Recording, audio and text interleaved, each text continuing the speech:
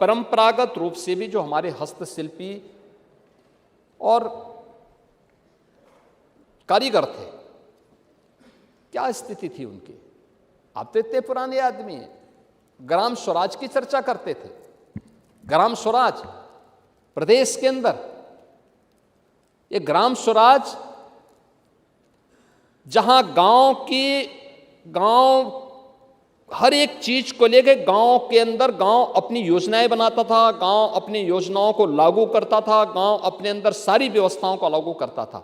और ये पंच परमेश्वर की व्यवस्था भी गांव के अंदर ही हुआ करती थी। किसी चीज के लिए किसी पे निर्भरता नहीं, आत्मनिर्भर गांव हुआ करते थे हमारे।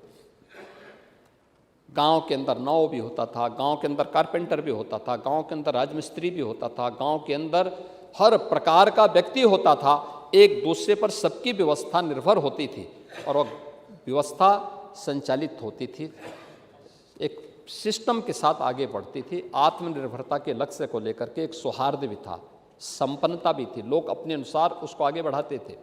लेकिन परिणाम क्या है, 2000 यानी लगातार इसमें गिरावट आई और अंततः 2019 में हम लोगों ने विश्वकर्मा श्रम सम्मान की स्कीम लागू की थी। टूल किट वितरण की कार्रवाई को आगे बढ़ाया। आज बड़े पैमाने पर हम लोगों ने टूल किट उपलब्ध करवाने प्रारंभ किए हैं, उसके लिए उन्हें प्रशिक्षण देना प्रारंभ किया है, बैंकों से सस्ते में लोन देना प्रारंभ किया है।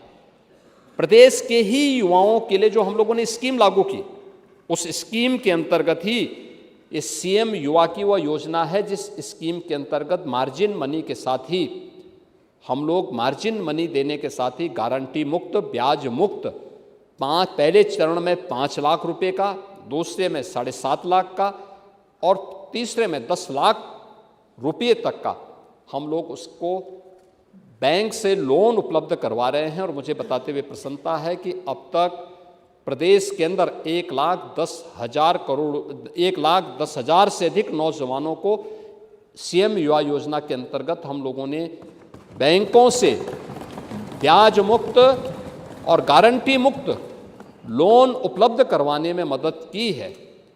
और मैं एमएसएमई मंत्री से कहूँगा कि एक बार वह आपकी बात, आपने जिन नौजवानों को बताया है आप दीजिए, और मैं मानता हूँ हर जनप्रतिनिधि को रुचि लेनी चाहिए, उन नौजवानों का प्रशिक्षण हो और फिर उसके अनुसार वो बैंक से लोन लेंगे तो उसका सब कुछ तो सरकार को देना है। वो मूलधन वापस कर दें, जो भी उसमें मार्जिन मनी के बाद जो मूलधन बचता है उसको वापस कर देगा तो उसका बहुत अच्छा काम हो। लेकिन काम उसको क्या करना है, इसका प्रशिक्षण बहुत आवश्यक है और ये प्रशिक्षण विभाग करा रहा है।